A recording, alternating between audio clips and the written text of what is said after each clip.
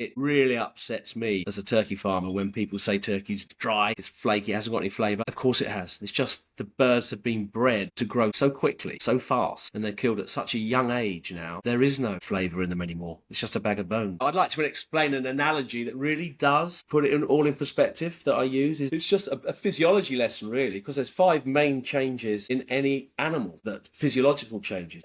The first thing that happens is you get a blood supply and nervous system, then vital organs develop, then skeletal development, then muscle is laid down, and then finally, as we all know, at full maturity, you lay down fat. Those are the 5 main stages. Now, your average fresh turkey that is sold nowadays is between 10 and 14 weeks. Now, our turkeys, our Kelly Brons, are 6 months. Their natural season. What that means is that, of course, those standard turkeys in the supermarket, they've got a blood supply and nervous system, they've got vital organs. But when they're processed at 10 or 12 weeks, they're in stage 3 of development. They're in skeletal development. They haven't laid all their muscle down, and they haven't laid any fat down at all. So I always say now, what the industry is doing, they're processing and harvesting turkeys when they're the right weight, rather than when they're ready to eat. And there is a big, big difference. And that is why turkey has got this bad reputation now. And that indeed is why you guys dip them in peanut oil and deep fry them, don't you? And you baste them, and we do over here. There's lots of ways that the chefs have found ways of how the hell do we put moisture back into this turkey, because what we've done is taken it all out. And turkey's quite a lean meat anyway, and if you take that stage 5 development away from it, it's leaner than lean, and it has no fat. And we all know fat is mouthfeel, fat is flavour.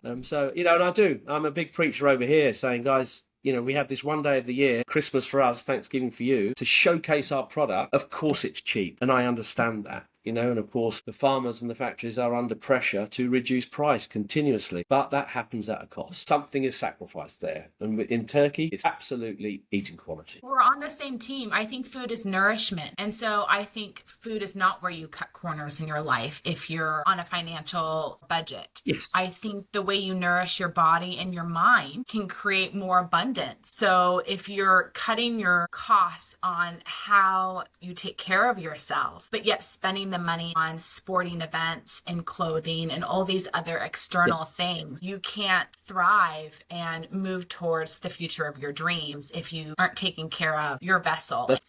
Food's the foundation. So if we all start eating delicious, nourishing food that's grown and prepared the way it's supposed to, everything else will fall into place in our life. And I think the best thing about turkey and buying quality meats that have bones is it's never just one meal.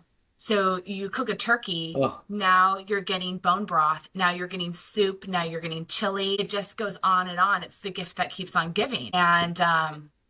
And that's why I want people to better understand how to take advantage of the season that is turkey season, because it's such a deeply nourishing food that connects us to this time of year. And it is only a season, fall and winter, to be able to really enjoy it. What you've said is absolutely right. But, and turkey has the challenge, of course, is people buy it and they think, I don't want a lot left over, because the problem is what's left over isn't very nice, because they've been buying this cheaper and cheaper and cheaper and cheaper turkey, and it's a spiral down. It's a race to the bottom. And when we started doing our turkeys, and we were, back in the 80s, we were pioneers. We brought this bronze turkey back, this whole slow growing, because we did genuinely believe that there were people out there that wanted to buy something that was really good and really special, especially for Christmas Day. And I think the problem is a lot of customers and a lot of companies, they use all the right words and all the right marketing spiel, and they've got lovely packaging and boxes and words, but what's in that package and it is in that meat isn't really within the spirit of things. And if you're going to charge a premium for something, it has to be genuinely better, not just from a husbandry point of view, not just from welfare, not just from all the visual stuff, but the meat itself has to be more nutritious and better for you. If you let things take nature's course, it's not pretty good rule of thumb that that's going to be good.